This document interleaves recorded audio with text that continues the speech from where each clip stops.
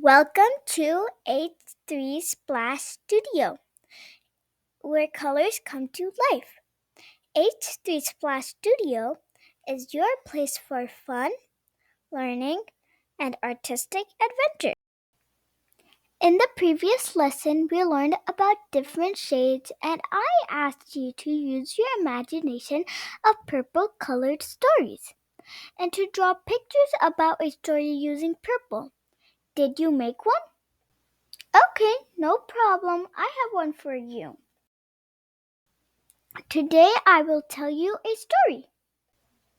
The Adventure of Flora the Butterfly. Woohoo! Once upon a time, in a magical garden filled with purple wonders, lived Flora the Butterfly. She loved to flutter through the fields of lilac and lavender, her wings shimmering like amethyst gems in the sunlight. One day, Flora discovered a glowing grape-shaped jewel nestled beneath an orchid. This must be special, she thought.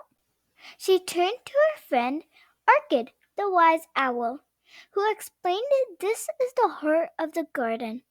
Place it on the Flora fountain to make the garden bloom forever. With graceful determination, Flora carried the jewel to the fountain.